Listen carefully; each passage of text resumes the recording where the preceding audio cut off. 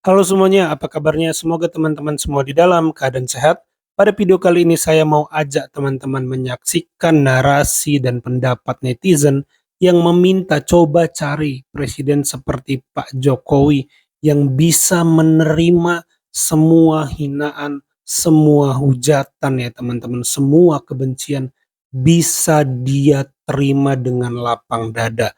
Coba cari presiden seperti itu. Nah, ini akan sangat menarik nih teman-teman. Bagaimana videonya? Coba kita simak dulu bareng-bareng.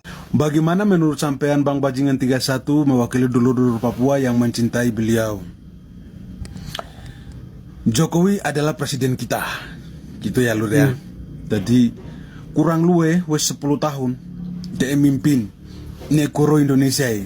Ya jenenge menungso lur. Duwe sisi elee karo apike. Ngono kuwi. Enek kelemahan karo kelebihane. Kuwi lur. Nek ade bahas negara demokrasi. Iki ora iso ilang karo sing jenenge oposisi. Lur, mergone apa? Gen KB iki seimbang. Elek karo apik iki kudu enek. Nek kowe pengen negaramu iki bakoh, ngono lho. KB-KB yo pemerintah yo mikir rakyate, yo oposisi yo mikir rakyate. Ben apa? Kowe dadi rakyat iso makmur, ngono kuwi lho lur. Nah, nek koyo contone koyo dilolokne koyo misale di opo dibajing-banjing ke ditolol-tolol ne opo cacian opo piye-piye ngono kuwi nek Jokowi ku wis bako lur. Dek iki bapak wong dewasa. Ngono kuwi. Jadi dek iki ra mungkin nanggapi hal-hal sepele ngono kuwi. Kuwi Jokowi lur. Kowe golek presiden koyo ngono. Sing iso nompo kabeh cacian, magian, kedengkian, hinaan ngono kuwi golek presiden. Bener ya? Coba kuwi zaman Soeharto, wis bedil dasmu kuwi. Wis kowe ra urip nang kene saiki. Ngono kuwi lur. Bener-bener. Siji lur. Aku bersyukur Jokowi wis mimpin Indonesia nganti saiki. Saelele sa piye-piyene Jokowi kuwi presiden awak dhewe. Ngono lur. Jadi oposisi kuwi kudu enek, pemerintahan kuwi ya kudu enek. Ben apa? Ben gede iki pemerintahan iki kebijakannya tetap di orang bilang on the track atau tetap pada jalure. Ngono. Ben ora metu saka jalure.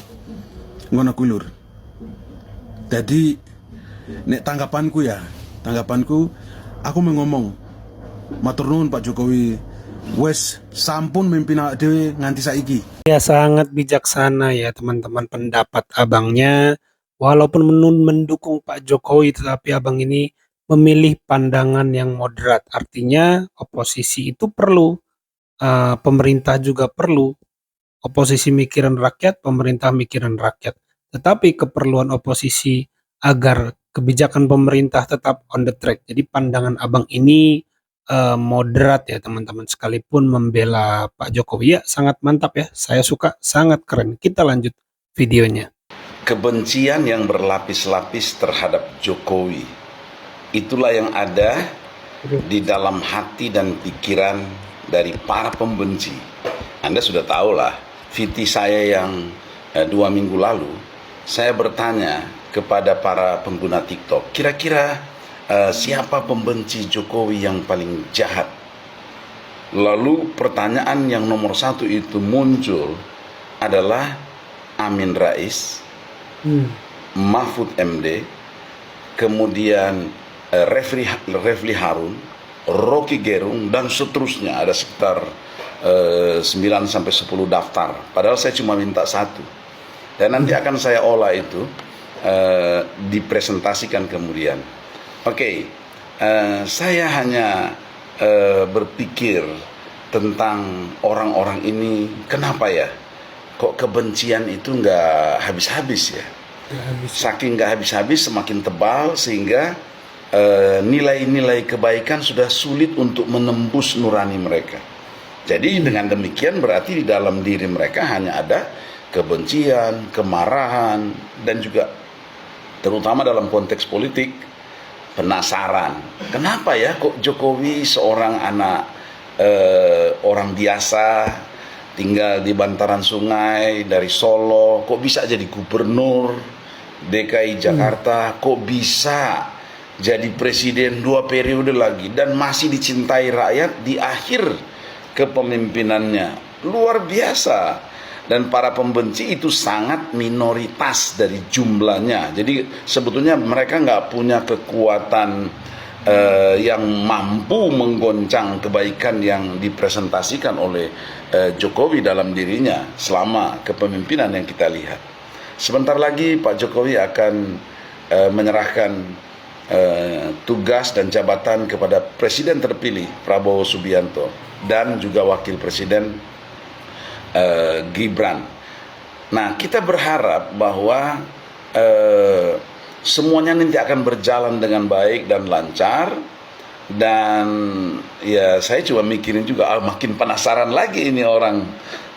Kalau tanggal 20 itu makin mendekat, itu justru makin kepanasan mereka, lalu membuat narasi-narasi kebencian dan mendidik bangsa ini dengan kebencian, walaupun pengaruhnya walaupun jumlahnya sedikit, tetapi pengaruh negatif juga besar. Mereka sama sekali tidak berpikir tentang kebaikan bangsa. Mereka hanya berpikir tentang kebaikan mereka sendiri, keuntungan mereka sendiri, putar sini, tidak menggunakan hati nurani, tapi yang ada hanya nafsu. Dan biasanya nafsu itu berkaitan dengan kedengkian, kebencian, kemarahan, penasaran, dan lain-lain. Whatever lah, yang penting mereka ini memang tidak mendapat tempat di hati rakyat. Karena itu kepemimpinan Jokowi yang sudah diperagakan selama ini terus dilanjutkan oleh Prabowo dan Gibran dalam kepemimpinan 5 tahun ke depan setidaknya, untuk Indonesia yang benar-benar maju dan kuat. Kita nggak perlu menunggu perubahan mereka yang membenci, tapi kita fokus kepada hal-hal yang baik dan positif bagi perkembangan negeri ini. Jayalah Indonesia, NKRI harga mati, merdeka.